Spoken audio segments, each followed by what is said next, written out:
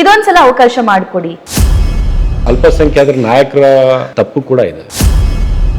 ಇಲ್ಲಿ ಈಗ ಈ ಬಾರಿ ಸಿಗದೆ ಇರಬಹುದು, ಮುಂದಿನ ಎಲೆಕ್ಷನ್ ಸಿಗುತ್ತೆ. ರಾಜಕಾರಣದಲ್ಲಿ ಇವತ್ತಿರೋದು ನಾಳೆ ಇರೋದಿಲ್ಲ, ಬದಲಾವಣೆ ಆಗ್ತಾ ಇರ್ತವೆ. ಒಮ್ಮತದ ನಿರ್ಧಾರ ನೀವೆಲ್ಲ ಲೀಡರ್ಸ್ ಗಳದ್ದು ಆಗಿತ್ತು? ಇಲ್ಲ, ಆಗಿಲ್ಲ. ನಾವು ಕೊಟ್ಟಿದ್ದ ಅಭ್ಯರ್ಥಿ ಅಬ್ದುಲ್ ಜಬ್ಬಾರ್ ಅವರು ಈಗಾಗಲೇ ಶಾಸಕರಿದ್ದಾರೆ. ನಾನೇ ಅಲ್ಲಿ ಸೂಕ್ತ ಅಭ್ಯರ್ಥಿ ಅಂತ ಅವ್ರು ಕೇಳಿದ್ರು. Big statement Rizwan sir.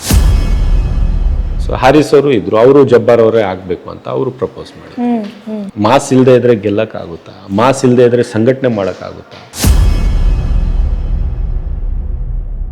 ಆಗ್ತಾ ಇಲ್ವಲ್ಲ ಸರ್, ಯಾಕೆ ಚರ್ಚೆ ಆಗ್ತಾ ಇಲ್ಲ? ಆಗ್ಬೇಕಾಗಿತ್ತು. ಜಮೀರ್ ಅಹಮದ್ ಅವ್ರು ಬರ್ತಾರಾ?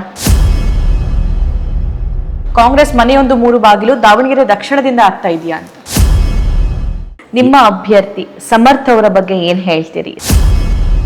ದಾವಣಗೆರೆ ನಾರ್ತ್ ಡೆವಲಪ್ ಆದಂಗೆ ದಾವಣಗೆರೆ ಸೌತ್ ಅಲ್ಲಿ ಅಷ್ಟೊಂದು ಡೆವಲಪ್ಮೆಂಟ್ ಇಲ್ಲ.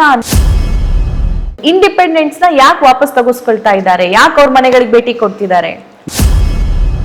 ಈ ಸಲ ನಾವು ದಾವಣಗೆರೆ ದಕ್ಷಿಣ ಬಿಟ್ಟು ಕೊಟ್ರೆ ಇನ್ 15-20 ವರ್ಷ ನಾವು ಕೇಳಂಗಿಲ್ಲ. ನಾನು ಇಷ್ಟೇ ಕೇಳ್ಕೊತೀನಿ.